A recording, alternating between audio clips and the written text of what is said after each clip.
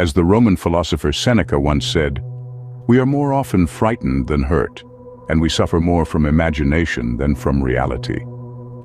Seneca, full name Lucius Annaeus Seneca, was a prominent Stoic philosopher, statesman, and dramatist of the Silver Age of Latin literature. Born in Córdoba, Spain, around 4 years before Christ, he later moved to Rome, where he became an advisor to Nero, one of the most infamous emperors of Rome.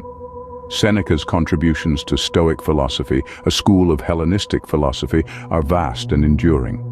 His written works, such as Letters from a Stoic and On the Shortness of Life, are still widely read and cherished today, offering timeless wisdom on the human condition. Living in an era of great political instability and moral decline, Seneca's teachings emphasized virtue, wisdom, and the pursuit of a tranquil life. His words still echo loudly in today's fast-paced, anxiety-driven world. With this quote, Seneca reminds us of the power of our minds and how often our worries and fears are self-inflicted. When we closely examine Seneca's words, we see a profound truth about human nature. This Roman philosopher was not just a man of words, but a man of wisdom. He gifted us with a quote that to this day remains a beacon of insight into the human condition. We are more often frightened than hurt, and we suffer more from imagination than from reality. This quote, seemingly simple, is a labyrinth of deeper meanings. It is a stark reminder of how our fears often dwarf the reality of our circumstances.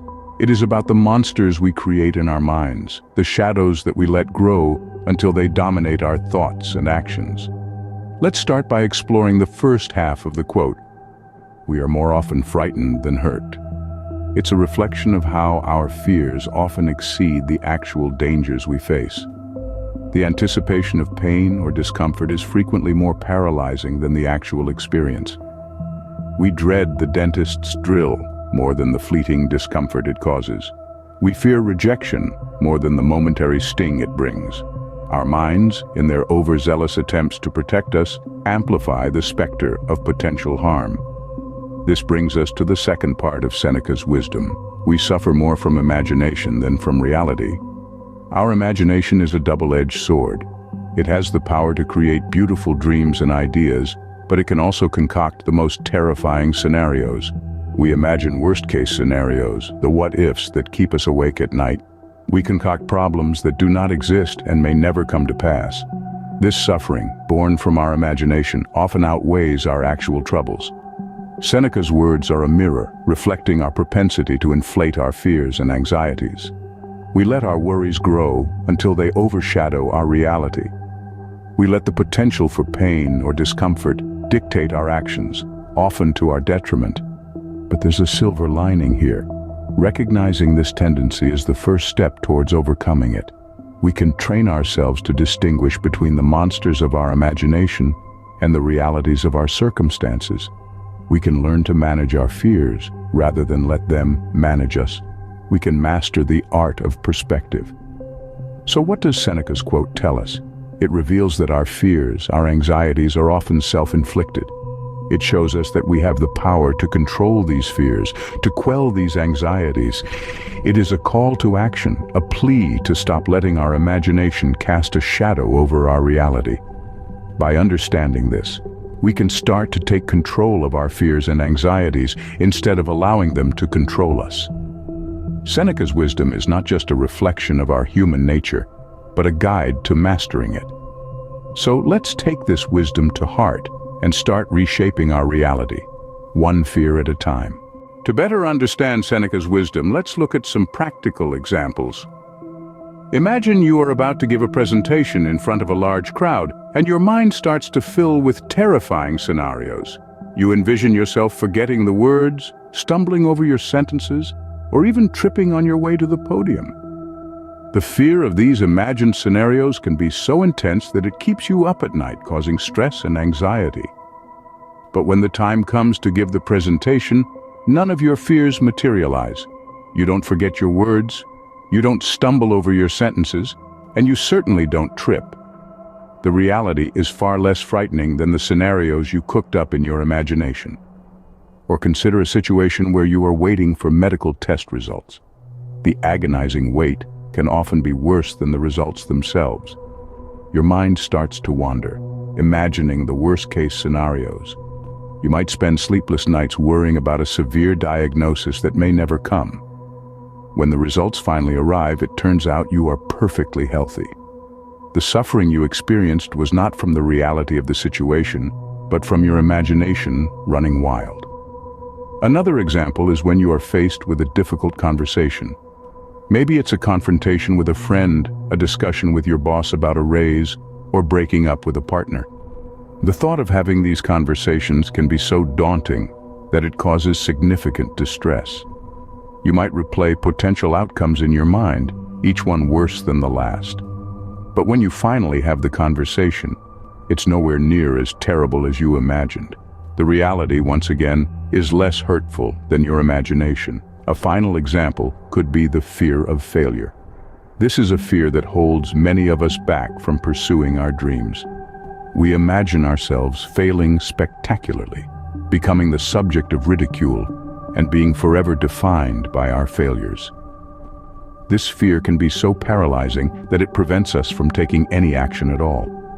But when we do muster up the courage to take the leap, we often find that even if we do fail, it's not as devastating as we imagined. We learn, we grow, and we move on, realizing that the fear of failure was far scarier than failure itself. These examples illustrate how our fears often cause more suffering than the actual event or situation.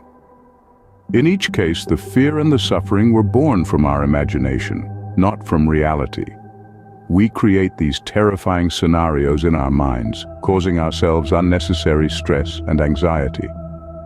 The reality, more often than not, is far less scary than what we imagine. In each of these cases, the fear and suffering were largely self-inflicted, illustrating Seneca's point perfectly. Knowing this, how can we apply Seneca's wisdom in our own lives? Well, we begin by acknowledging our fears and anxieties.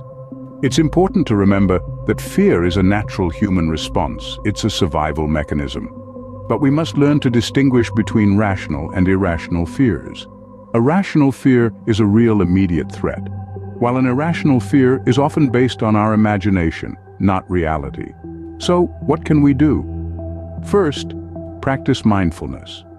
Mindfulness allows us to live in the present moment, to appreciate the here and now, rather than fret about the future or dwell on the past.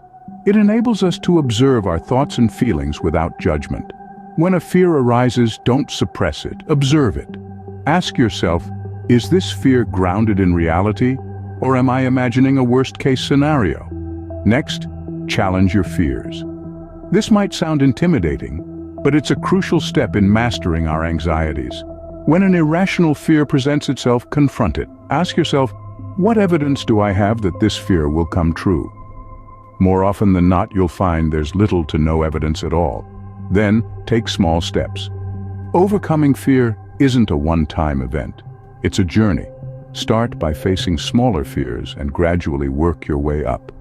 Every little victory counts, and with each one, you're rewiring your brain to be less controlled by fear and more grounded in reality. Finally, practice self-compassion.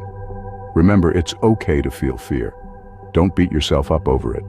Instead, treat yourself with the same kindness and understanding you'd show to a friend. By implementing these strategies, we can begin to control our fears rather than allowing them to control us. This is the essence of Seneca's wisdom. He teaches us that we often suffer more in our minds than we do in reality. It's a powerful reminder to not let our imaginations hold us captive. By applying Seneca's wisdom, we can start to live a life less controlled by fear and more rooted in reality. In conclusion, Seneca's words serve as a timeless reminder of the power of our minds. Through the lens of his profound wisdom, we've journeyed into an understanding of how our fears, more often than not, are mere creations of our imagination. We've delved into the practical examples of this truth, seeing how the specters of our minds often eclipse the realities of our circumstances. Seneca's wisdom, applicable to our modern lives, teaches us to step back, to question our fears, and to discern the shadows from the actual threats. It imparts the invaluable lesson of not letting the fear of what might happen cripple the joy of what is happening. So let us strive to apply this wisdom daily. Let's challenge our fears, confront our imaginations, and ground ourselves in the present, in the reality that breathes around us. Remember, we are more often frightened than hurt, and we suffer more from imagination than from reality. By acknowledging this, we can begin to take control of our fears and live a life more grounded in reality.